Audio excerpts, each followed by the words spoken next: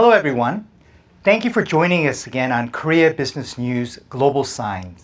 Today, we're going to have an interesting talk with Ms. Paschal Furio, former Chief Administrative Officer at UniCredit Bank. Paschal, thank you for joining us today on Globalsigns. Thank you. Thank you. Paschal, as European economies return to normalcy, the number of those who are contracting the virus is increasing. What is the situation like now in France? I think that the worst is behind us. At this stage, the virus is probably controlled. At least that's what we read when we look at the numbers and we hear what the government is saying. It's been a tough time, and I was amazed how the lockdown was followed by the people of France. France is known to go on strikes and to criticize and go on to criticize the government. But I've been quite amazed how the population came together, followed the rules, listened to the governments, and from there we could see good things happening. And I'm hoping that would be the new trend in France, right? Like, we have elected the government and we trust that government to take the right decisions. And the same thing happened in Italy or in Spain. I mean, all of us have kept kids at home. We stayed at home. We were very disciplined. We listened to the news. We could only go out 1 hour per day. This is extraordinary when you know the French people, usually how they react when they are asked to reduce their freedom. But we all did it. And in a very short period of time, I'm astonished how things are getting better. Oh, that's fantastic news, Paschal. Now, the French government's coronavirus emergency crisis budget is expected to be 20% of GDP, with various countries around the world expecting their budgets to be around 28%. Now, because of this, the Korean financial authorities are paying close attention to European credit ratings and rising interest rates. What are your views about the current financial situation? Well, I think the situation is unique, and it requires government to pour an enormous amount of money into the economy, right? Because what you want to do is to keep the economy prepared to reopen. So that's pretty much what France has done at the moment. We try to keep the employment by what we call the technical unemployment, where the government subsidizes the companies and workers stay at home, because you want to preserve work so that as soon as the economy is ready to go back to normal, then you're ready to go back to normal, right? Because what you want is a V-shaped recovery.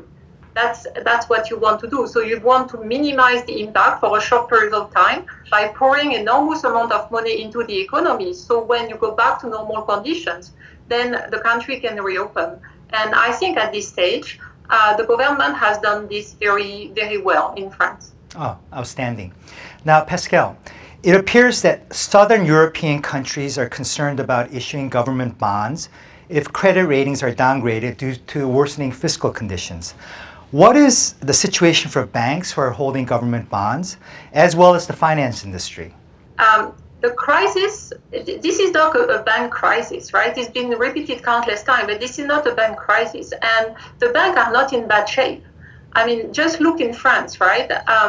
The savings have never been that high. I mean, you open the French TV and they will talk about how many people have been saving, right, during the crisis.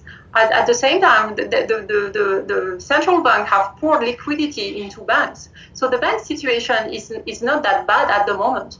And in that sense, it's giving bank a unique opportunity to reorganize during that crisis, because any crisis is also an opportunity. Because one thing we have to remember is that the crisis will go, but clients will remember forever how the bank have treated them. And that's why banks at the moment in France are working very well along all the customers and trying to help them through the crisis. It also gives the bank a unique opportunity to go to online, because this is a time where we do everything online. So it's giving bank the opportunity to train, to teach, to educate customers to go online, because that's things they've been willing to do for forever, right, to reduce operational risk. So in that sense, I think it's also a unique opportunity for banks to go in a direction they wanted to go for quite a while, but sometimes they just couldn't do it. So, Paschal, what are your thoughts about EU finance ministers agreeing to a 500 billion rescue package for European countries hit hard by the pandemic? Do you think that the rescue package for the various European countries are enough? The package has actually recently been increased to 750 billion. Oh, the first 500 million was a proposal by the French and German governments, right? So it's been adopted at the EU level, which is quite good, right? I think enough, I can't tell if it will be enough, but what that money is trying to do is actually shape the years to come. Because by pouring money into the European Union, the governments are asking companies to go to like greens, right? The Green Deal, reduce carbon emissions, everything like this, go to numeric, like, increase cybersecurity, online payment, everything where this is the way forward, right? The countries will also have to work better together because there will be some kind of emergency fund around the medical world, right? So in case of a next crisis, then we are better prepared to respond together, because what the crisis has shown is like countries couldn't cope with the situation by themselves. That's why Europe opened for more cooperation within the medical world, which was fantastic, right? Right. So I think that money will help the country which are in desperate need of being helped at the moment, but it will pave the way, to be a better Europe, like the Europe of tomorrow. So I think it's a good spend of money. I see. Okay. Now, various sectors focusing on non-face-to-face or untapped social and economic activities such as online shopping, deliveries, and working from home have been getting a lot of attention by stock investors. What is the situation like in Europe for untaxed sectors or companies? Well, online shopping has exploded. Like we were locked down for nearly 2 months, right, from mid-March to mid-May, and there's any shop who didn't have online shopping website has created one, right? And so in any small city in France, the online shopping has exploded. From the big supermarket to the small bookshop right around the corner, and people would deliver at home. And I think people are getting more and more used to the convenience of this, and I'll see this going on, right? Things which also appeared in France with the crisis is the touchless payment, right?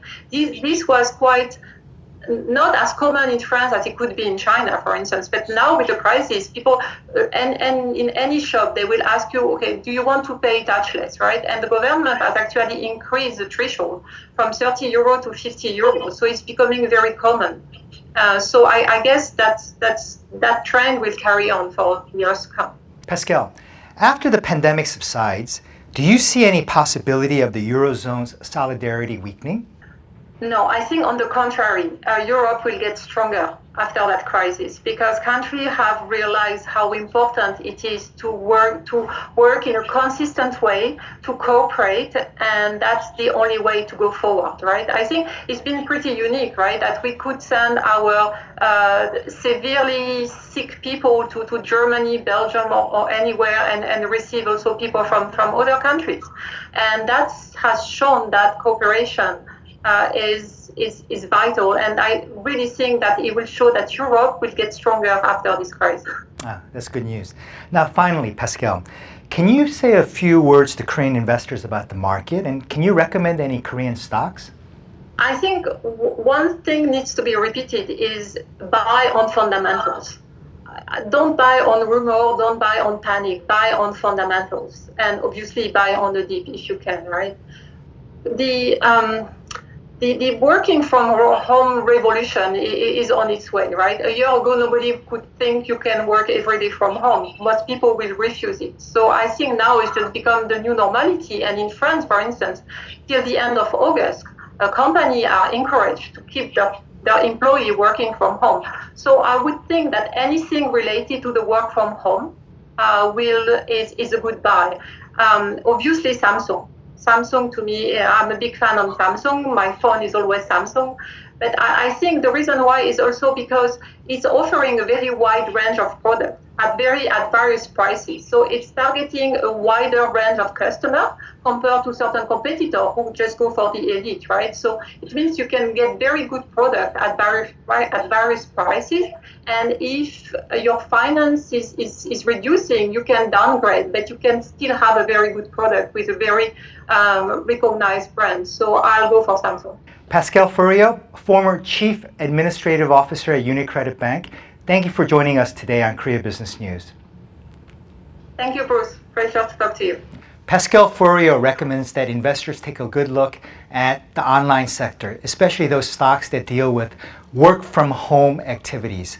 For Korea, Samsung Electronics is her recommendation. She likes Samsung personally, but also more importantly because of the wide variety of products that Samsung Electronics offers to various investors. Samsung Electronics, she feels, is highly popular, and the products are widely used by people in Europe, especially France.